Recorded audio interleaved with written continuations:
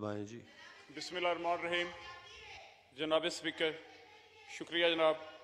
सबसे पहले तो मैं आपका शुक्रिया अदा करता हूँ कि सुबह से बैठे हुए तो आपने टाइम दिया।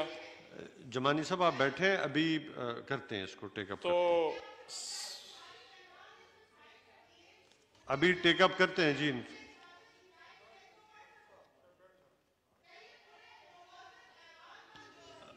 जमानी साहब अभी इसको टेकअप करते हैं जी, आप थोड़ा सा तशरीफ रखें, अभी करते हैं जी।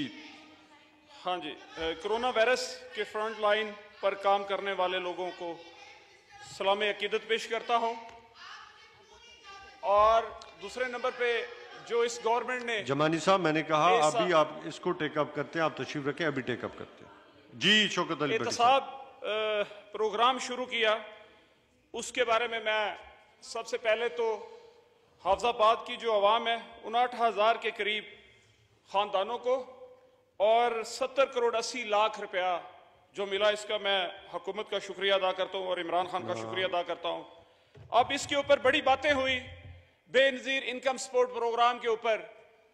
मैं समझता हूँ कि पहले बेनजीर इनकम सपोर्ट प्रोग्राम के ऊपर 2008 में सिर्फ 14,000 बंदे को पैसे मिलते थे और ये इनके पास डाटा, जो अपने डाटे की बार बार बेनजीर इनकम सपोर्ट प्रोग्राम की बात करते हैं, इनके पास तो सिर्फ हाफजाबाद में 14,000 बंदे का डाटा था।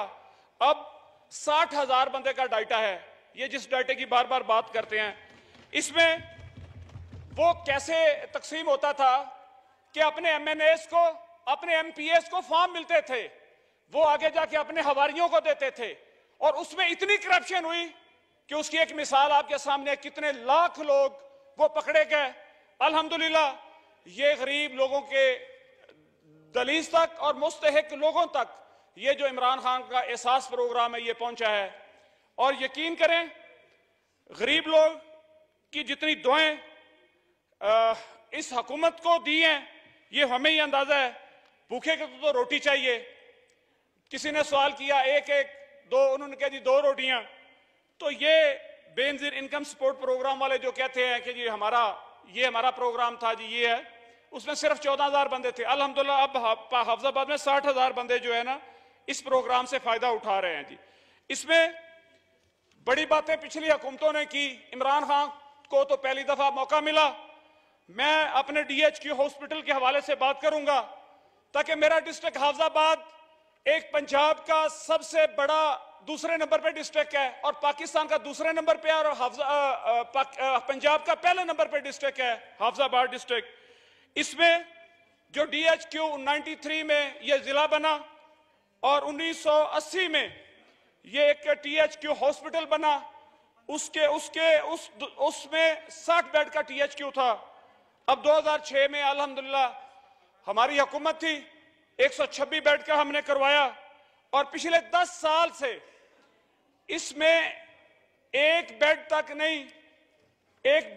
भी एक्सटेंड नहीं किया गया, ना डीएचक्यू हॉस्पिटल बना गया।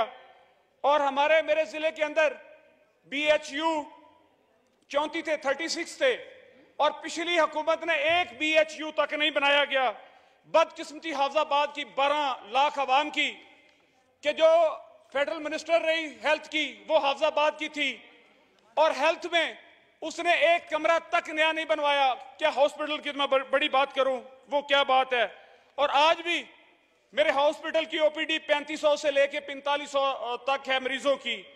खुदा के लिए मेरी गुजारिश है कि इस साल में मेरे डिस्ट्रिक्ट में बीएचयू भी कुछ बनाया जाए और डीएचक्यू को जो है वो मॉडल हॉस्पिटल बनाया जाए। वो किसी प्रोग्राम के तहत, पीएसडीपी के प्रोग्राम के तहत बनाया जाए।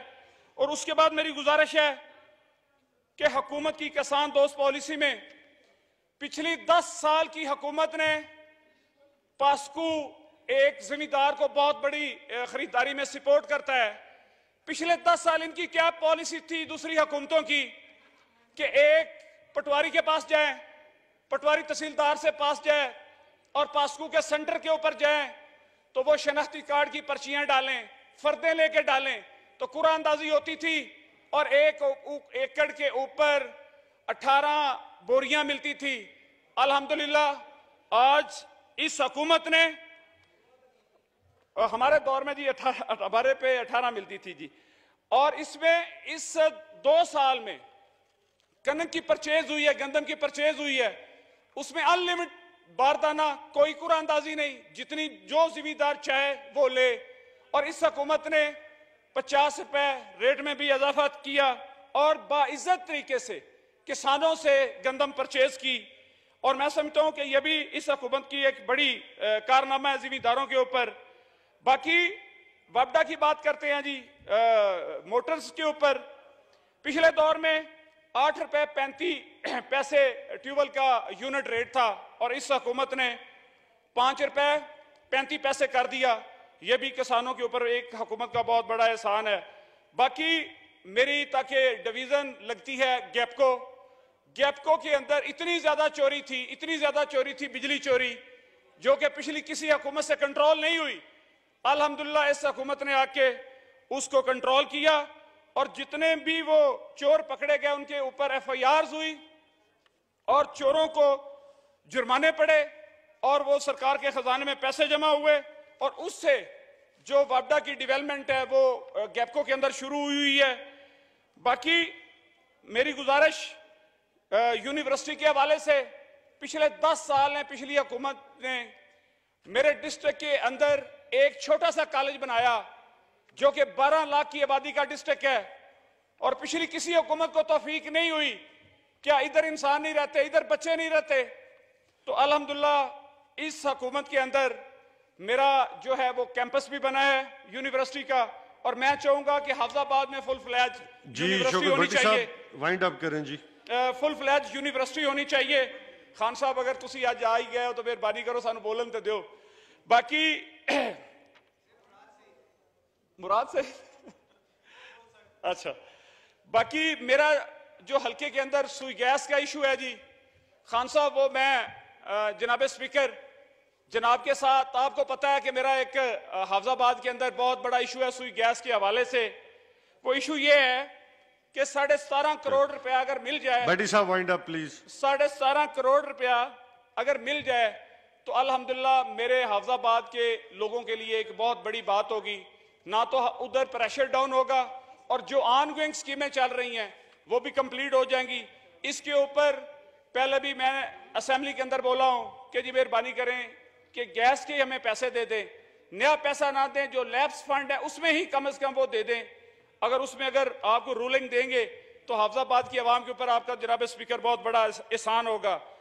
बाकी रह गई बात दरिया चनाब के ऊपर, हमारा मेरे हल्के के ऊपर काफी एरिया में दरिया चनाब लगता है जी, उसका काफी मेरे इलाके की जमीनें बर्बाद हो रही हैं और कटाव हो रहा है। गांव का देहात काफी जो है वो दरिया के अंदर जा रहे हैं। अगर ऐसा कोई प्रोग्राम हो, ये ऐसी कोई उन गरीब लोगों की मदद हो सके तो ये एक मेरी स्कीम जो है ये किसी ADP में या PSDP में रखी जाए ताकि वो लोगों की जमीनें और लोगों के देहात बच सके। बाकी मैं पिछले 4 दिन से जो तकरीरें सुन रहे हैं लीडरशिप के, हर कोई बंदा आता है इधर खुशामद करने के लिए, एक अपनी रिकॉर्डिंग के लिए आ जाता है, अपने लीडर की तारीफें करने के लिए आ जाता है जी। और मैं कल बड़े नारे सुन रहा था कि पाकिस्तान जिंदाबाद, नवाज शरीफ साहब पाइंदाबाद।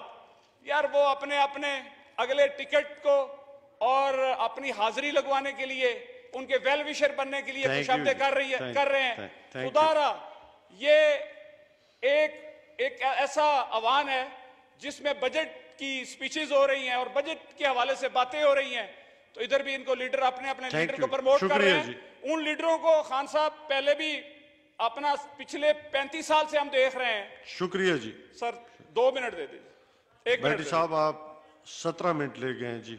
सर 17 मिनट नहीं सर, आप भूल गए सर, 7 मिनट भी नहीं अभी हुए सर।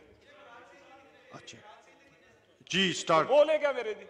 चलो आप हमें थोड़े से देते कोई जी भट्टी साहब फाइंड। सॉरी मिस कर गया था, 9 मिनट हुए। मुराद से जी जी करे। चलो इसमें जी अपना मैं बात कर रहा था लीडरशिप की जी, और मैं समझता हूं कि को पहली दफा थोड़ा ही असेंबली में आए हैं जी, बड़ी हुकूमतें देखी हैं और बड़े बजट भी हमने देखे हैं।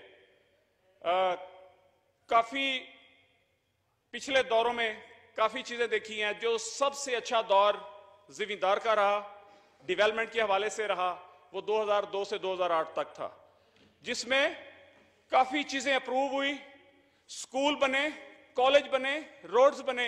अब हम इधर से सुनते हैं जी मोटरवे हमने बनाई। गरीब आदमी को क्या मोटरवे से? गरीब आदमी तो रोटी क्या है कि मुझे रोटी मिले, और मोटरवे का अमीर को भी फायदा हो सकता है, गरीब को क्या फायदा हो सकता है? इसमें मेरी ये सिर्फ नारों तक बातें नहीं होती। जो इमरान खान को पाकिस्तान मिला है, मुश्किल तरीन हालात में मिला है, और इंशाल्लाह अल्लाह की रहमत से नाउम्मीद नहीं होना चाहिए। अल्लाह मदद करता है, इंसान कुछ भी नहीं कर सकता। इंसान बातों की हद तक होता है और नारों की हद तक होता है। इंशाल्लाह अल्लाह इस मुल्क के ऊपर रहम करेगा और इंशाल्लाह ये मुल्क तरक्की करेगा और इंशाल्लाह हमेशा कायम और दायम रहेगा। आखिर में आप जनाब स्पीकर, मैं आपका शुक्रिया अदा करता हूँ। Thank you so much.